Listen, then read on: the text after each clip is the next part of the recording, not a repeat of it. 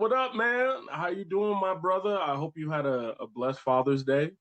Oh man, yeah, bro. It is, yeah. Father's Day. So being on the road, bro, like I didn't really, it was kind of like on my birthday. Like it was just another day, man. It really was. But to all of the to all of my fellow fathers out there, for sure, man, I hope that y'all respective Father's Days were absolutely incredible. For me, it was just another day in the office. Well, on the road.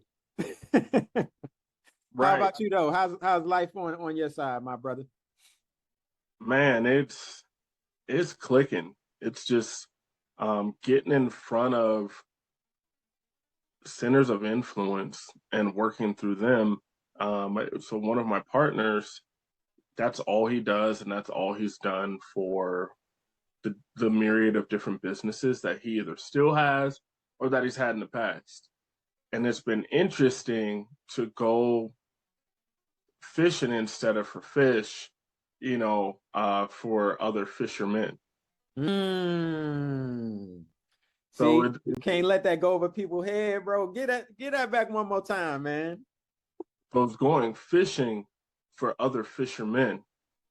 And it's basically, if we keep it to a fishing analogy, instead of just casting out a single line, you're shooting nets in every single direction. So Bars. it's a completely different game where initially it was slower, or people that were spending the same hours I was just on personal production, building a pipeline and getting businesses in there. I'm in a position where one of the guys we're gonna do his tax plan in about 2 weeks. He owns 3 or 4 banks and he owns a couple other things. So we're gonna get his tax plan going, which is gonna be dope. But as soon as we get him through and he signs a letter of intent and we take care of him the right way, he has 5,000 businesses that he has funded through his bank that are local, that are earning multiple six figures. So he's like, I'll give them all to you guys.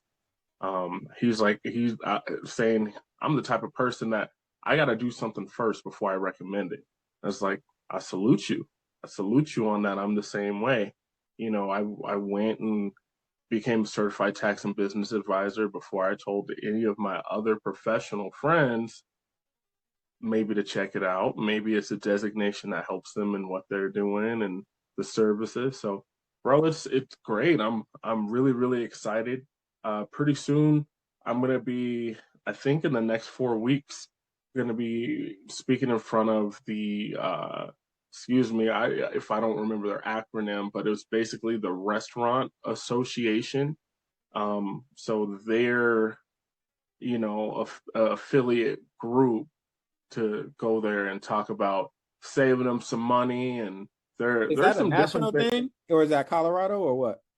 so there are different branches. So I'll be speaking to the branch that is Colorado and mostly Colorado Springs business owners. But you know how it goes, you knock it out the park, you get invited to the next show to do it again and do it again. And I'm really excited to talk to these guys about stuff that we can implement in 12 weeks that completely changes their bottom line. Where, like we've talked about on this show, 125 plans and how we combine those with a MERP. So a MERP is a medical expense reimbursement plan, and it's basically a tax vehicle for some of the medical costs to help business owners out with the fees associated with business ownership.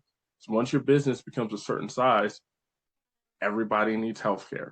So combining a MERP with a 125 plan ends up creating a ton of cash flow for businesses where it's approximately $1,000 per employee that they're getting back tax free every single year. So that's cool. I just added a new tool. So quick thing on that. When you were talking to these restaurant owners, conversation evolves because in order for them to truly be able to benefit from the invaluable resources that you're going to bring to them, they first got to be cash flowing. Like they first got to be profitable in order for there to be the opportunity to curtail the taxation. So if they're not actively tracking their food cost, food waste, portion sizes, or even pouring, making sure they're not over pouring drinks, because that's hundreds of thousands of dollars out the door. So if they're not actively tracking those things, then let them know there is a resource for that in your boy. Oh, for sure. For sure. I've already told one of my clients we're doing something different for them. They don't have a very large staff. They have a staff of about 10, and most of the people are part-time, and the business owners are really working like crazy in the business right now. One thing that they are going to do is a FICA rebate program. So that's something that almost nobody knows about. But essentially, it's been around for about 30 years, and the tax paid on tips, it's, owners overpay on that, and they don't need to pay on that. It's supposed to be paid on the employee side, but most owners end up paying it anyways, because of their tax professional doesn't understand 45B and how it works in the IRC.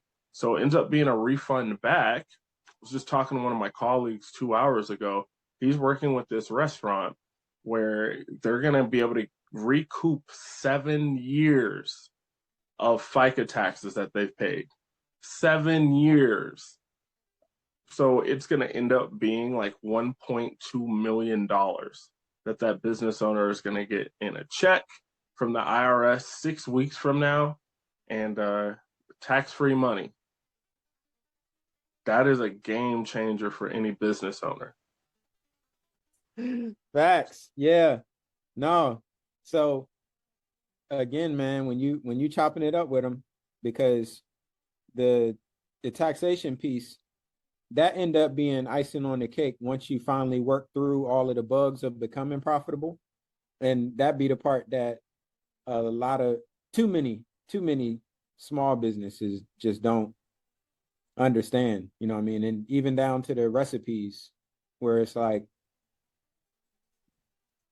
and that's why restaurants are so difficult as a business. Like most restaurants fail because cooking is generally an emotional experience where the person that's really good at cooking, when they in the kitchen, it's not no exact science to how they do what they do. Like they know I need to put this amount in, like it's just like this amount of shakes, or that amount of whatever component that is a part of whatever that they're preparing, and they're just doing that without a disciplined recipe that takes into account the exact amount of all of the ingredients, from the seasonings to the raw materials, rather that be the chicken or the beef or the steak, or the chicken. I was just getting ready to say steak, like that ain't beef, but the turkey or what have you. Absent having that recipe, the cooking itself, it doesn't become a science. It becomes a profit killer, because every chef is chefing differently, which requires a different amount of materials, a different amount of raw materials for whatever it is that they're preparing. So that is the difference between one sandwich and its total cost costing the company $13 when it's on their menu for $12. So just because that sandwich ended up costing the restaurant $13 because they didn't have a disciplined recipe or an intentional preparation process in place, as far as, this box of tomatoes should produce this amount of slices that service this amount of sandwiches, or this package of chicken should be sliced in a way where it services this amount of plates. When that's not done, then again, the cost of production for the plate or the burger or what have you ends up exceeding what they're charging. And it's not a situation where, because this meal took more to prepare, we're now going to charge the customer more. Like, that's not how restauranting works. So end up eating that cost, no pun intended. And it's just a race to the bottom. So again, man, as you having them conversations, man, you know what I mean? Yeah, it's interesting. I was trying to connect you with this gal who's been growing her business, and she's been growing it through acquisition, which is dope. All of her deals have been seller finance, which is also dope. So for those who don't know, that means she's not going and taking money out of her bank account to buy a business. She is telling that business owner, hey, you are becoming the bank for me. So you're going to give me the business, and the business is going to give you X amount of money for Y amount of time. That's what seller finance is. So she gets to keep her money in her bank account while acquiring an asset. And a lot of savvy business owners grow their businesses through acquisition, because it can be, depending on what you're doing, it can be much simpler to buy cash flow than to scale a business. Hold on, Because, you said that they grow their business by purchasing other businesses. yes, they're growing through acquisition. Now, what type of capital availability does a business need in order to be able to do that? So are you asking, what do the numbers need to look like Well, for a not seller? not their performance. No, no, no. I'm talking the business owner themselves, like the business owner that is looking to acquire other businesses. Mhm. If they don't have the cash flow themselves from the business that they are operating to actually cover the acquisition of the new business, what types of access to capital would they need in order to purchase another business? Great question. So just to make this simple, we're going to say the new owner, her name is Mary, the old owner and to be acquired, his name is Mark. So Mary's looking to buy this business it's either just like her business, or it can be in that spoke of, sharing clients, where if you have an HVAC company, you might buy an electrical company, because you can share clients back and forth, or a construction company. So it could be something similar, or it could be the exact same thing, when you're acquiring up. So when Mary is going to acquire the new business from Mark, she's saying, hey, Mark, I see your price here, and I've done my research, done my homework, and your business really isn't valued at this amount. Can you tell me how you got to this number and why? 9 out of 10 times, Mark is going to say, hey, I need to sell this business because I need money. I'm going through a divorce. Someone died. There's a disease. It's one of those factors that is making Mark sell this business. So she goes, okay, I totally understand. Really, I think your business is valued at double what it really should be. But here's what we can do. I'm still going to get you your number, but I'm not going to go to a bank and take the money out to buy you. You are going to become the bank, Mark. So you're going to sell me the business on seller finance. So what I'm going to do, I'm going to give you 50 grand, let's say 30 grand. It doesn't have to be any money exchanged. But there are some folks that say always put 10% down, never be 100% leveraged in a deal. So let's say she puts $50,000 down. Mary gives Mark $50,000 and then Mark gives her a $1.5 million company. Now that she has the company, Mark's going to start getting monthly payments for the next 15 years from the new business that was just acquired. What role do third party valuations play in that? Because my understanding of the acquisition process is that those third party valuations are required, because without a third party valuation, someone could value their business at $1 and sell it to a family member and for that $1, which then would cut Uncle Sam out from what their taxation would otherwise be if it were actually truly valued, because we know it would be valued at over $1. You know what I mean? No, I totally understand. So sometimes stuff like that does happen with art and promissory notes, and there's a whole world of ways people will transfer assets to try to miss out on the tax deal. Um, just to remind everyone here, here at Tax Erasers, we offset any asset of $1 million or more being sold by 99.9%, making the effective capital gains 0.1%. So you don't have to play the crazy game, sell the asset, and we will help you mitigate the taxes. Now, with what Jesse said, talking about compliance and talking about different regulations you have to follow, those are definitely things when your company gets to a certain size or you're in a certain industry.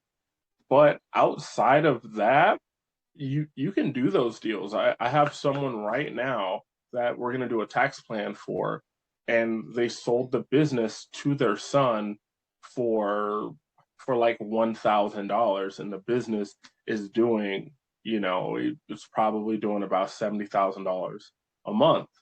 And you can do that, and you could do like these family plans. You can do ESA. It's like it's all this stuff you can do to be able to transfer ownership, where it doesn't necessarily have to be a sale. But just for sake of conversation, keeping things vanilla, third party valuations are very, very important, because most of the time you are not selling to your family member, you're selling to another person. And you want to make sure you're getting the right amount of money. The guy or gal buying the business wants to make sure they are purchasing an asset at the right numbers so it's scalable and they're going to get return of their capital. So in her instant, because she's in the exact same business, she does her own books, she does a lot of stuff, which is one of the reasons why I wanted to hand her off to you. I was like, wow, you're doing literally everything in your company. She's like, that's right. I work 7 days a week. I was like, yeah, I got somebody you got to talk to, because you're making money. You're just not making a life that you want to make. But interesting enough, it goes into the mental piece, which is what I wanted to talk about today, anyways. As soon as I started bringing up, like, building systems so she could pull away, she's like, no, you don't understand. I'm responsible. I'm responsible for these people to get paid, for these animals to get taken care of. And I'm like, I get that. Do you get that other business owners are also responsible for employees getting paid and for whatever service or product that's being rendered? Like what like what are we talking about? But it was a great reminder that just because somebody is making money or they want to make more money does not mean they're your prospect. So that person probably isn't a prospect to work with Bullseye Consulting, because she wants to stronghold the whole business. And some people, I think she wants to exit in a year and a half. So if you want to stronghold it for a year and a half and you're going to exit, cool. I would also think it will be a better exit if you put enterprise value in the company. That's what I'm learning through SEPA. You know, when we talk about the different legs of the stool and how to build something where the new owner comes in and there's value. All the value is not tied up in the owner and the Right. previous owner's head Right. and time and sweat equity. You know what I just recognized, my brother? We never did the disclaimer. Oh man, you guys, we are business dudes through and through. We just love to hop in and talk about stuff. I'll go ahead and do that disclaimer. So look, as you see, guys, we have a lot of actionable, real information from from our clients. We're not teaching you from somebody else's case studies. We do business every single day. And with that, we highly encourage you to work with licensed professionals, bonded if need be, with a long track record of success. You always have to do your own research. And as you learn more, reach one, teach one, because that's how we learn and grow as a community. So, it's funny, man. It just made me laugh. So it's like, man, I was excited. I was like, she needs this and this and this. Jesse's going to be able to help her out. It's like, ooh, Jesse's not going to be able to help her out. And that's why on my side, the discovery process is so invaluable, because the reality is a high percentage of small businesses need what it is that I do. Like that's not hyperbole. That's not ego. That's not any of that. That's a cold, hard reality that they need it. However, if they don't want it for themselves, their families, their legacy, is not the right time. And I'm never the one to push that. So for the business owner that you're describing that is in a space where it's like, you know what? Nah, I'm not trying to spend what it takes to, because that's how they look at it, right? They're looking at the not as an investment into increasing the market value or enterprise value of their asset. They're looking at it as an expense.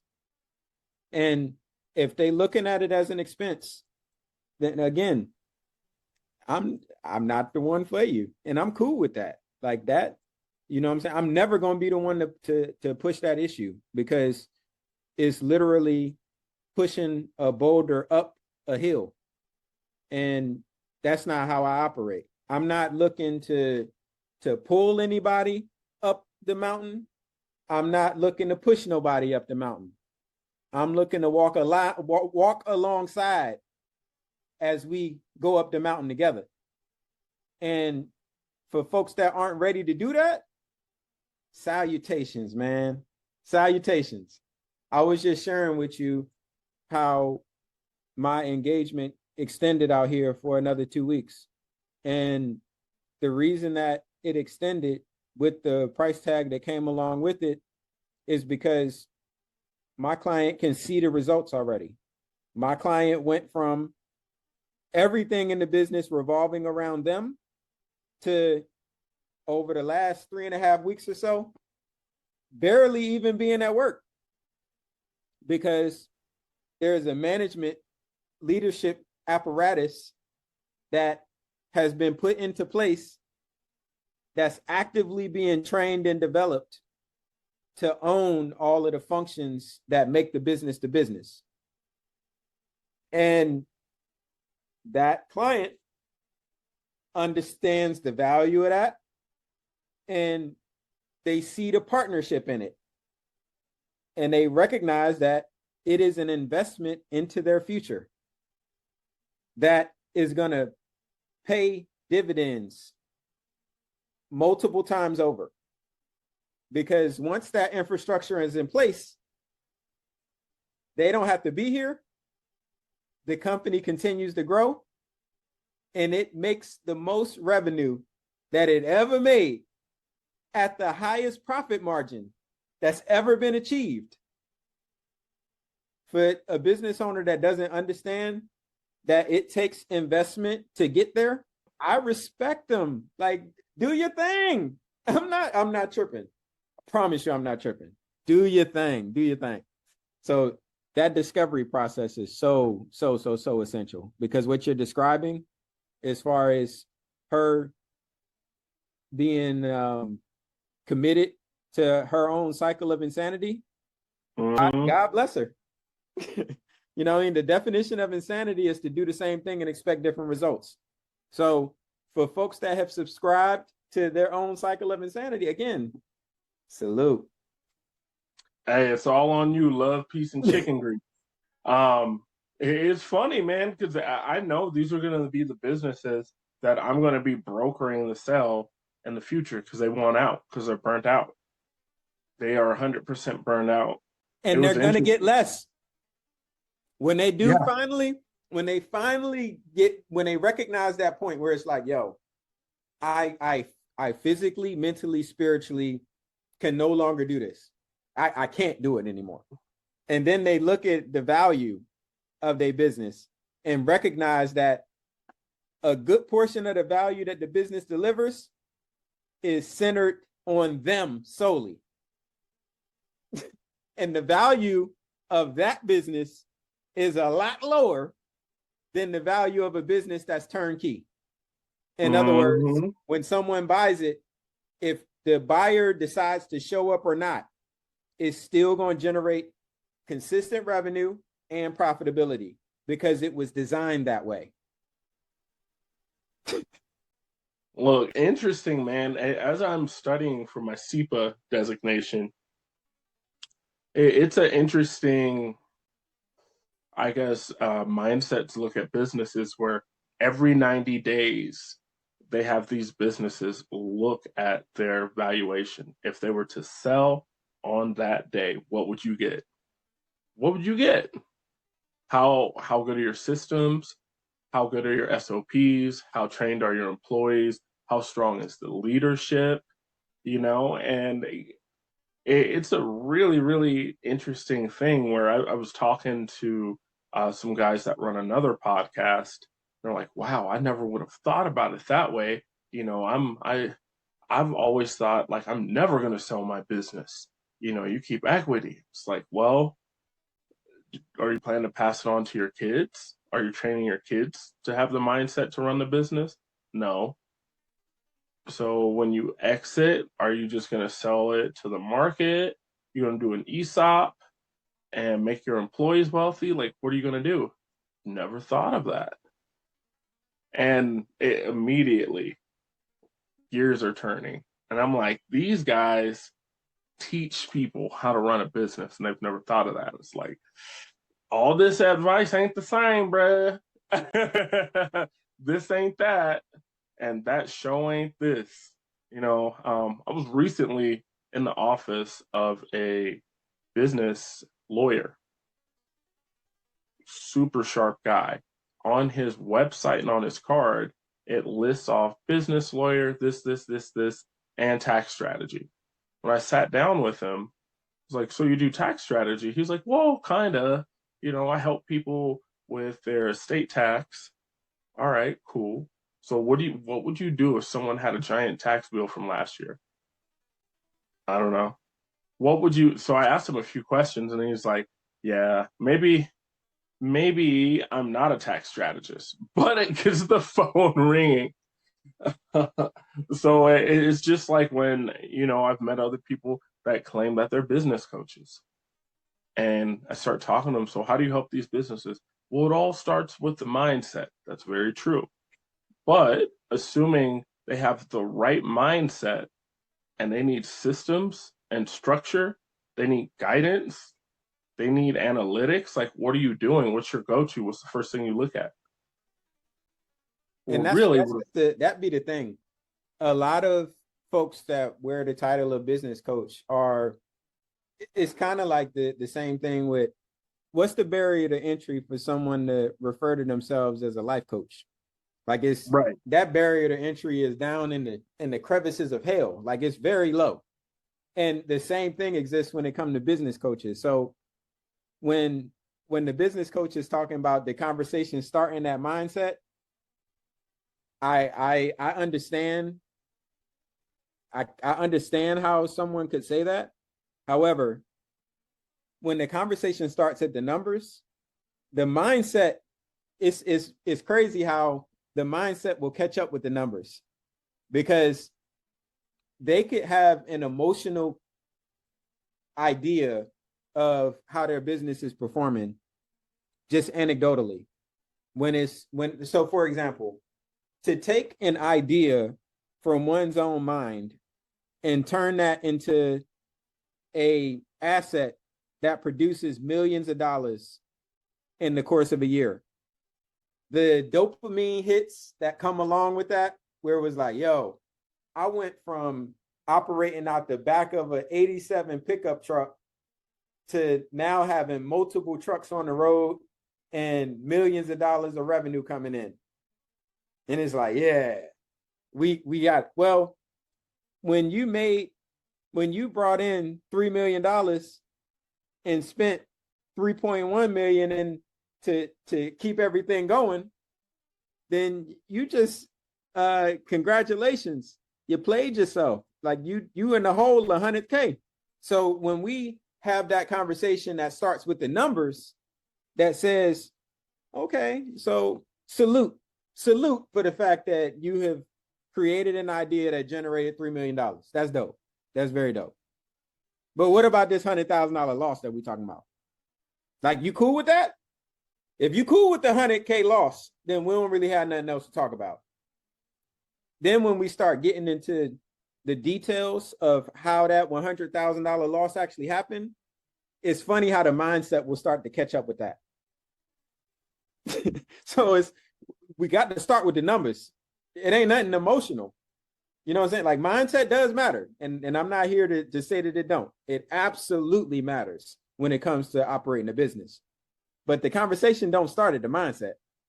Start at the Right. motherfucking And numbers. then also, man, I just want, that really leads me into talking about the mindset piece where, it was a conversation that I had in Vegas when I was doing the training for that financial group, where essentially, oh, give me 1 second. I think I'm going in and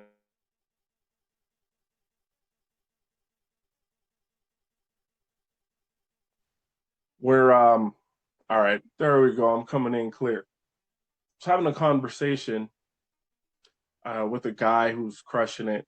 I mean, he's killing it. He's doing phenomenal revenue in his business. And we're talking about some of the different books we're reading and how fun it is to help a client.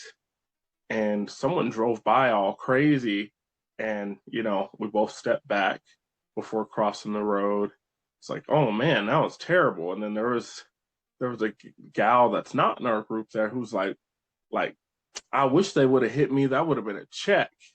And, we kind of chuckled and walked off, but we were like, man, that was really sad.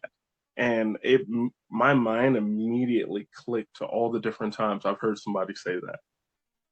I wish they would hit me, or hit me. It's a check, insurance. And that is, to them, that's the lottery.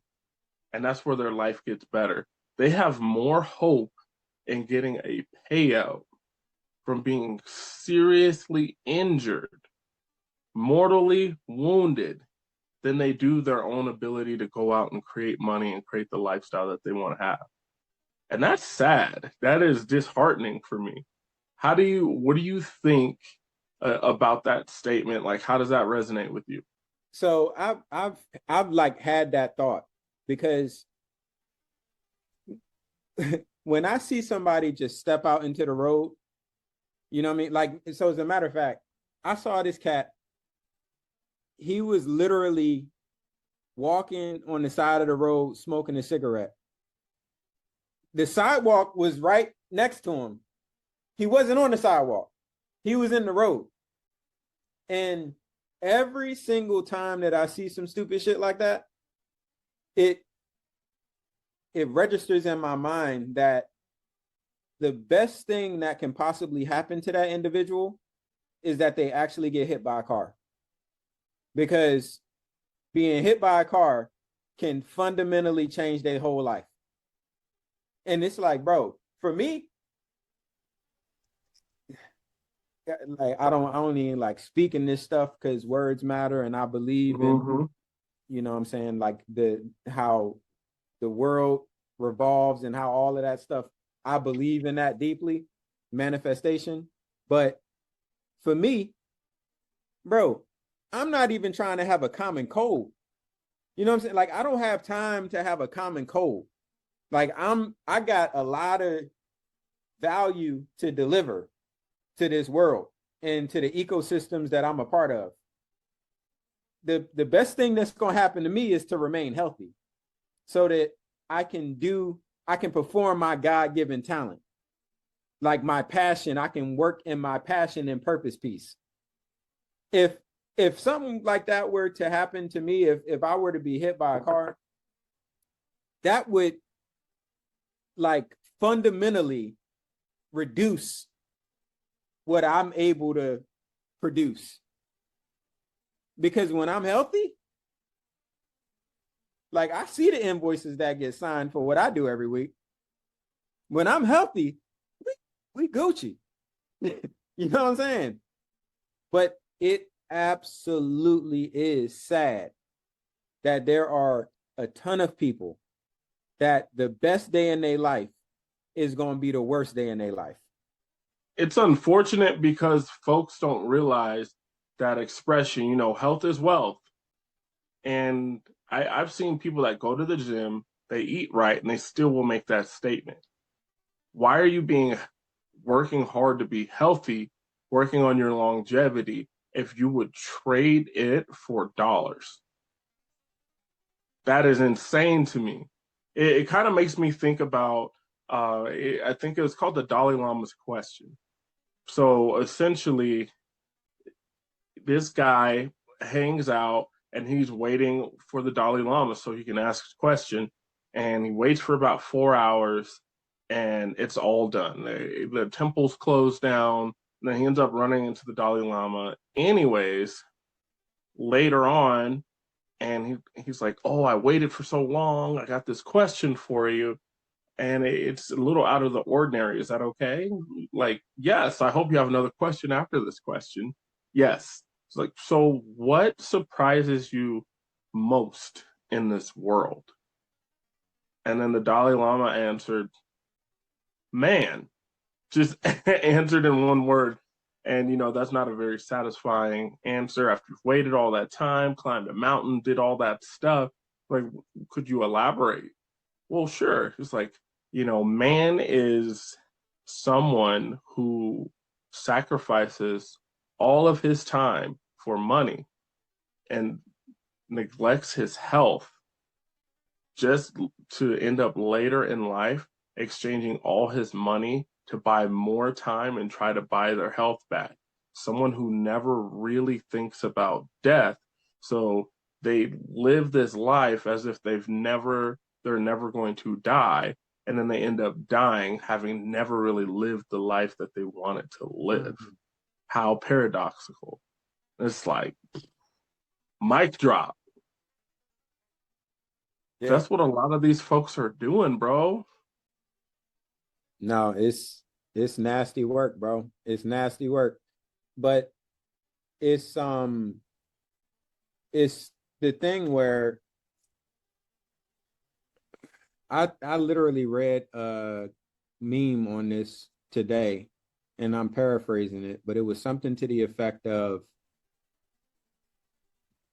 a lot of folks go with what is easy, which makes their life hard. And that is 100% like when we start talking about the price of, for example, having the wrong team in place in business, because the amount of business owners that I've met that they have toxic folks on their team and they are unwilling to do anything about it because in their mind they're thinking about how much value that that person brings to the company. Like if that person weren't here, we wouldn't be able to fulfill whatever it is that we've sold.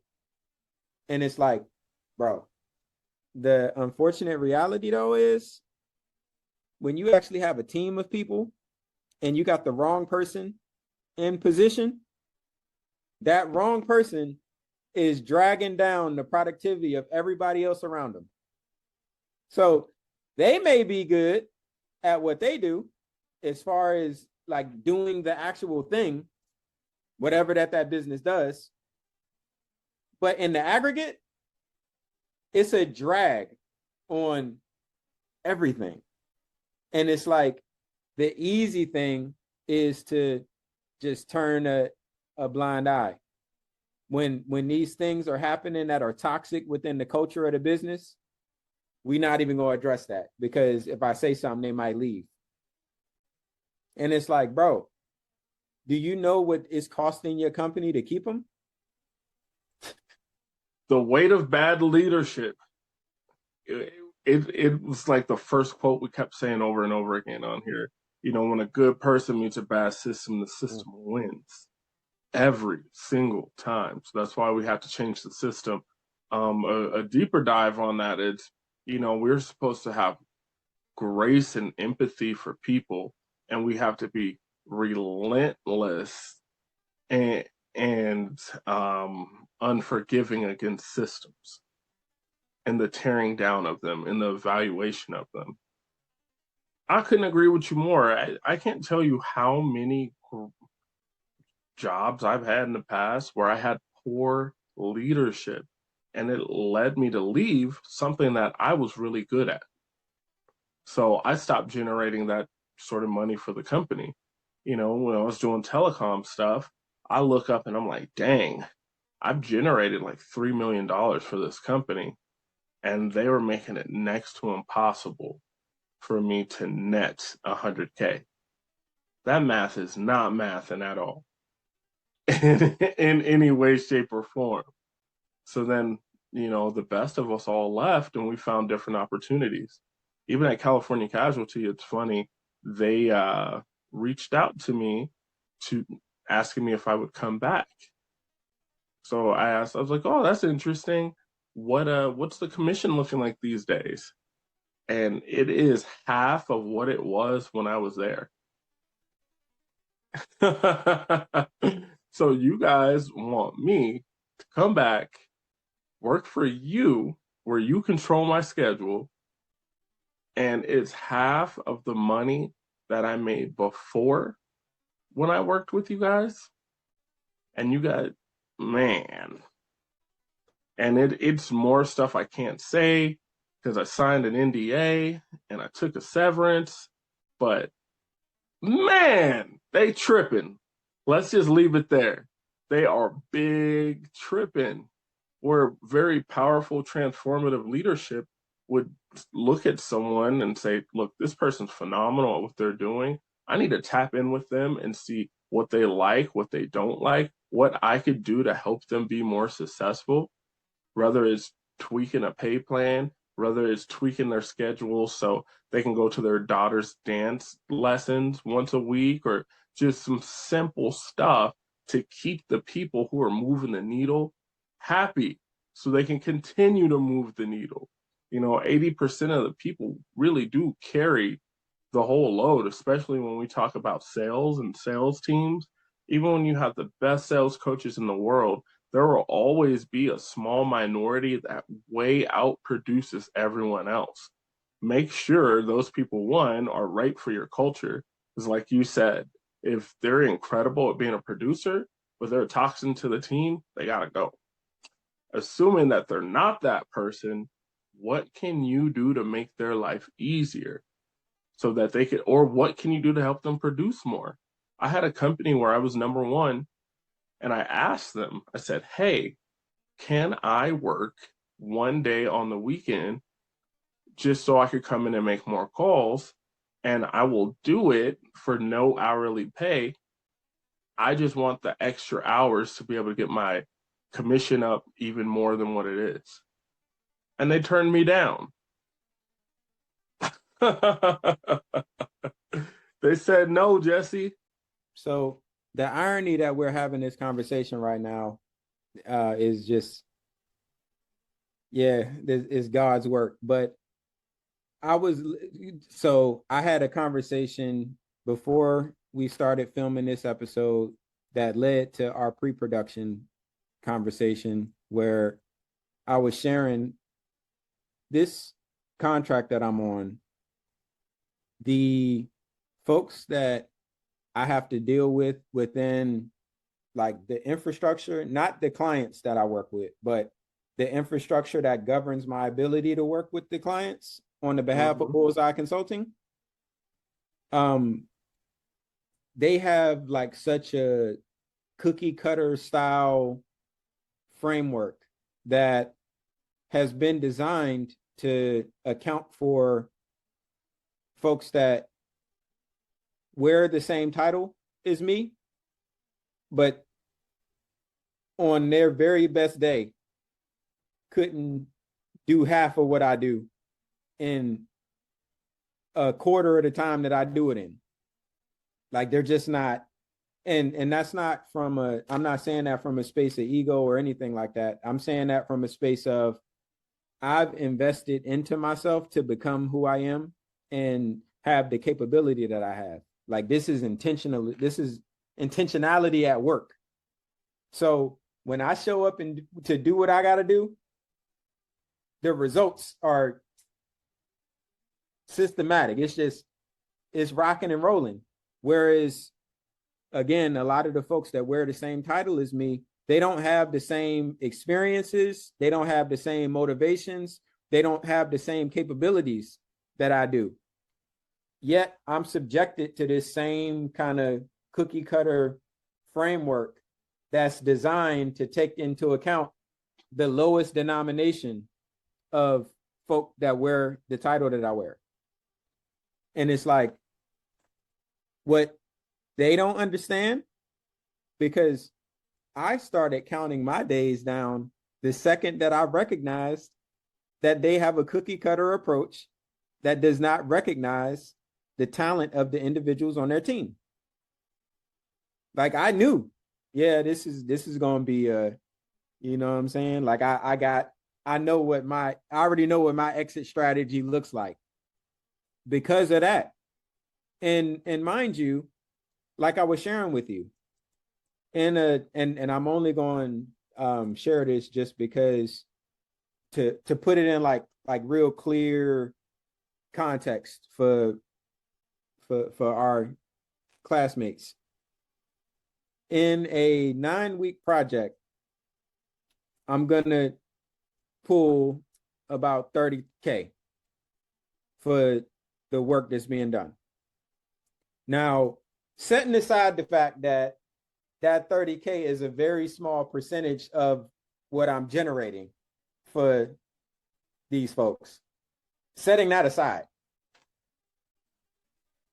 if I could just come and do my thing, collect my check, and go, it wouldn't be as big of a thing because all of this is benefiting towards Bullseye Consulting, and I know that.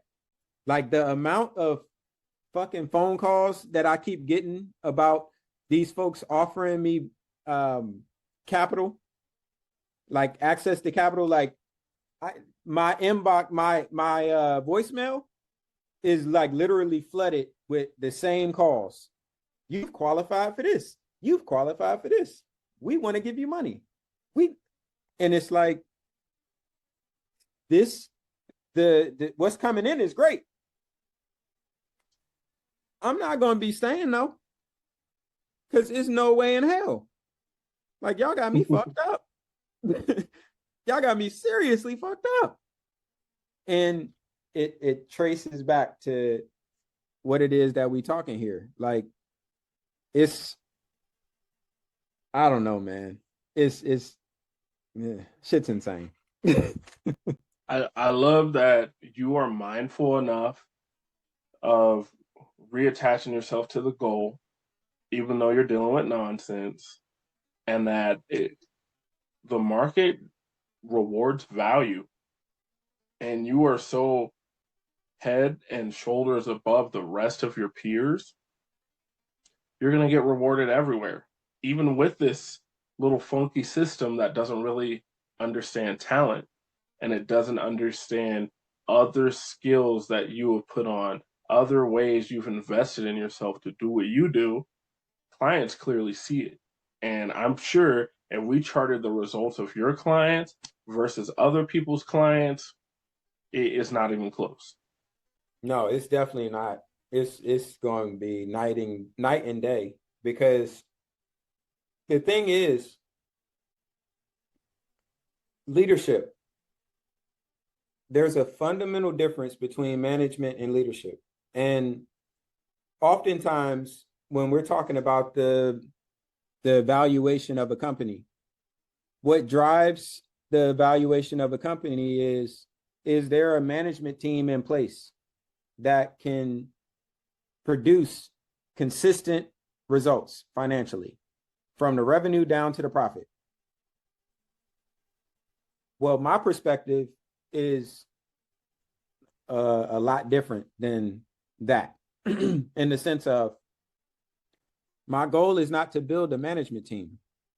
My mission is to deliver a leadership team, because in delivering a leadership team, that leadership team understands the assignment to an intimate level, and they own that mission and they execute accordingly, because they recognize how their actions tie to the bigger picture.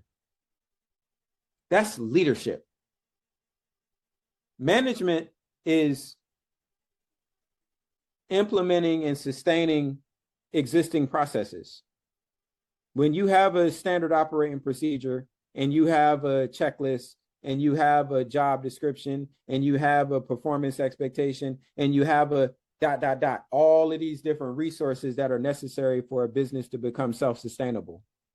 You can have all of those things. Absent actual leadership, all of those things are over time going to go wayside. The amount of, because when I first started doing this consulting thing back in 2018, I started working with major corporations, like major companies, 500 or more employees. They had SOPs already. They had job descriptions already. They had all of that shit. But the problem was, the folks that were put into positions to maintain all of that, they were not leaders. So then they're just governing by all of this outdated shit. Like, my philosophy on all of that, SOPs and all of the things, those are living, evolving documents, because the world is constantly changing. People are constantly changing, which means that employees are constantly changing and customers are constantly changing their mindset. Customers change their mindset on how they see the value of any given product or service. Employees' mindset changes on the value of work and delivering value. Those processes have to evolve with how the world is evolving. So those things change. It takes leaders, not managers, leaders, to be able to leverage that reality, to continue to be able to motivate the highest version of the teams that report to them, because they know this is a constantly evolving world that we operate in. It's a difference. And the results that produce are going to be different. So it's a lot of folks that wear the title that I wear, and they hang their hats on building management teams. Well, no. Because even going back to what you said earlier, as far as, when their conversation starts at the mindset, there's already a separation. You know what I'm saying? As we've already discussed. But looking at it from, like, taking that a step further and looking at it from the context of the value of building a management team. Yeah, I get it. But a management team is going to hit their glass ceiling. When you build a leadership team, however, ain't no ceiling, big. That's heavy. He's talking heavy. I hope they're listening, bro. That is serious. You're talking about how's the sky the limit? I see footprints on the moon. Um, I love it, bro. That was so powerful.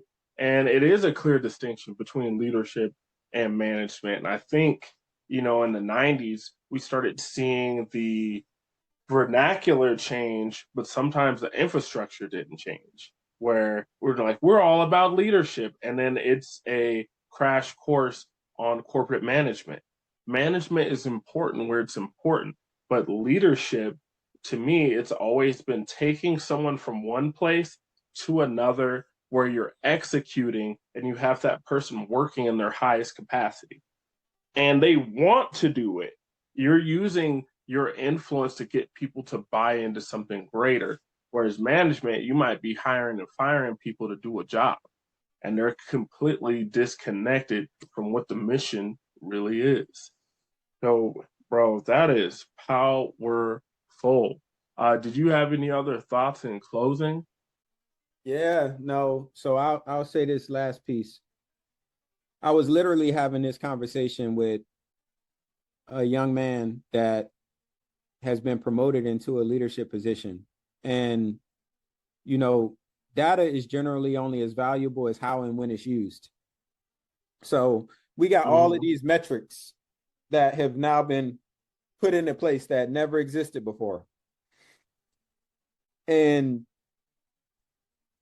what makes the difference between identifying and implementing key performance indicators versus developing the soft leadership skills that it takes for that data to drive intentional growth and sustainment. So we were having a conversation about what the stats were reporting. And my message to this young man was, you're looking at the data for one purpose. And that purpose is to identify variances. Because when you're looking at variances, that gives you a high level idea of where you probably need to focus your energy. And when we're talking about how you focus your energy, when you are looking at data and you have assumptions as to what caused that data to reflect that way, and you take that to your people in the form of an assumption, you know what we do when we assume? Make an ass out of you and me.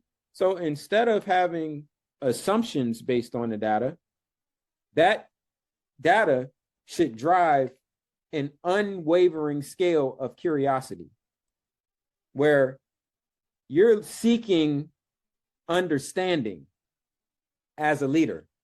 You're asking the question to gain understanding as opposed to grandstanding on wearing a title and having data. Where we're looking at this data and we're now coming down to poke and prod at somebody.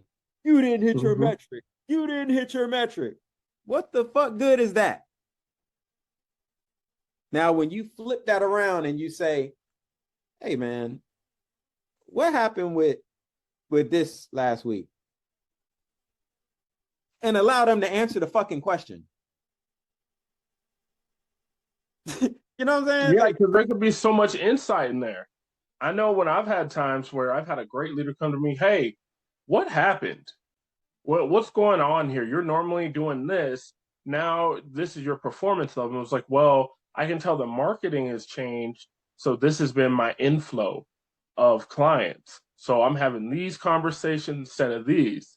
And then they're able to make some actionable decisions based off of that instead of finger pointing. Nasty work. But that's the difference, again, between management versus leadership. And there is a profound cost that comes along with it. I honestly cannot wait to see what the bottom line results materialize to with this engagement that I'm currently on, because I've already physically seen the results, but like actually seeing the financial results of what's going on. And it's a lot of factors that go into why the real-time stats are not reflecting what's going on right now. Like that's a whole other part of the engagement that we can talk about on another episode. But again, like as all of that stuff, all of that other work that needs to get done is flushed out, and then it's like conjoined with the leadership team and what the leadership team is now producing, it's going to be a whole different business, like truly, because what was marginal performance, and I'm not talking marginal in the context of business margins, I'm talking marginal in the sense of embarrassing, like embarrassing results to, bro, what? Like, we just now took our net profit from this to that because the team is productive. And we're now able to get far more done with far less resources because people are held accountable.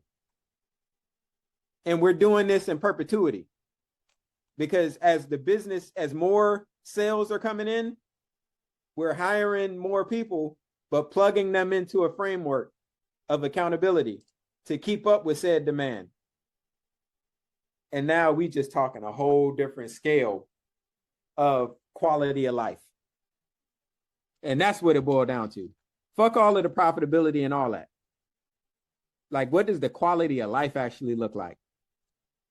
For the young lady that you were sharing about before that's doing all of the bookkeeping and all of the things, a 70-hour work week, I don't give a damn how many millions of dollars you're bringing in.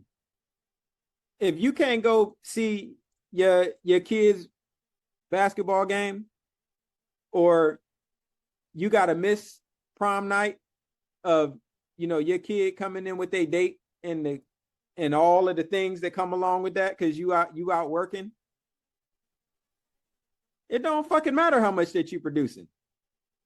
Like, what that quality of life do though? It's the Dalai Lama's dilemma getting lived out, getting played out right before our eyes. You know, they're living these lives as if they'll never die, and then die having never lived the life that they actually wanted to live. Tragic Johnson. Tragic Johnson. Oh, bars. Man, oh man. So check it out. When it comes to this program and the intent behind it, we are always here to give actionable, implementable, if that's a word, strategies. And for those in our audience who recognize that and continue to rock with us as a result of it, understand that we do not take it lightly. We do not take it for granted. You are appreciated within the asset class. It's been my man Earl. My dude Jesse. Thank you for this. Has been the asset class. Thank you for listening.